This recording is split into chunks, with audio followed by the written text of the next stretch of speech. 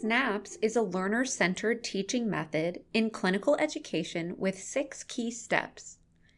In this approach, learners actively participate in their education by discussing their interactions with patients, explaining their clinical reasoning, asking questions, and pursuing additional learning related to the encounter. The attending physician acts as a facilitator, encouraging critical thinking, supporting the learner's active involvement, and presenting knowledge rather than just providing it. Here's a quick overview of the SNAPPS approach. S. Summarize briefly the history findings. N. Narrow the differential to 2 or 3 relevant possibilities. A.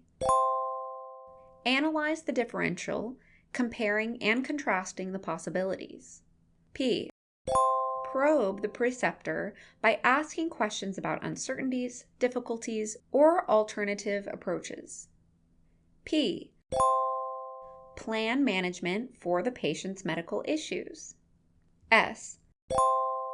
Select a case-related issue for self-directed learning. The SNAPPS approach is an important teaching method for faculty in medical learning settings because it has been found to facilitate the expression of clinical reasoning, enhance self-directed learning, and improve the overall learning experience in clinical learning settings. The SNAPPS approach benefits faculty members and residents in the following ways. It promotes active learning. Faculty act as facilitators while the learner directs the learning process.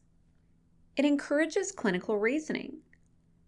Focuses on clinical reasoning rather than reporting facts, helping learners to build upon their clinical reasoning skills. It is time efficient. It can take less time than the traditional presentations. It can also be used in a variety of settings. Now let's review the 6 steps in detail. S. Summarize briefly the history findings.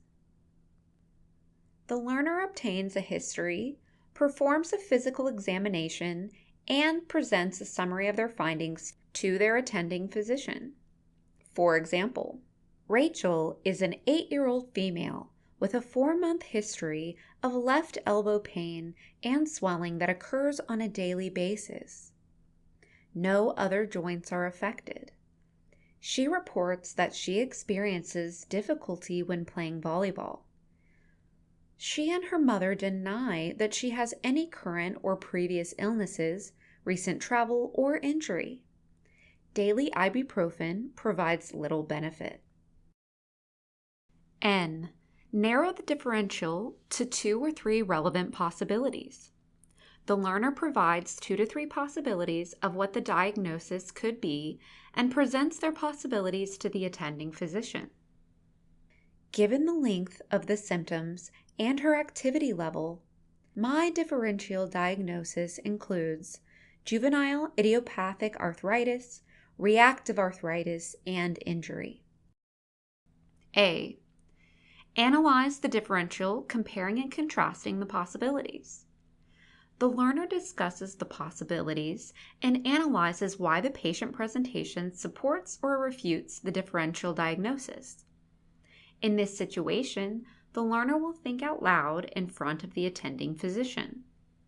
I think the juvenile idiopathic arthritis is the strongest outcome on my differential diagnosis. With the age of the patient and the length of the symptoms, this diagnosis is more likely. Reactive arthritis is more unlikely due to the length of the symptoms and no history of previous illnesses. Injury would be doubtful due to having no history of injury. P. Probe the preceptor by asking questions about uncertainties, difficulties, or alternative approaches. The learner discusses any areas of confusion and asks questions to the attending physician. This situation allows the attending physician to learn about the base of thinking and knowledge of the learner. This will prompt discussion from the attending on clinical pearls or areas of significance.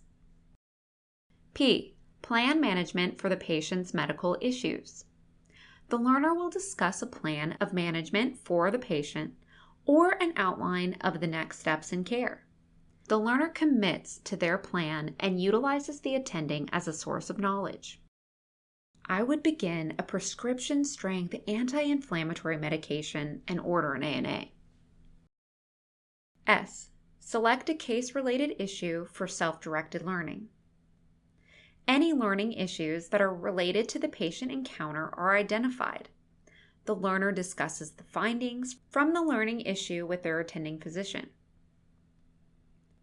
I would like to understand the relationship of the ANA and the need for the ophthalmology in the juvenile idiopathic arthritis.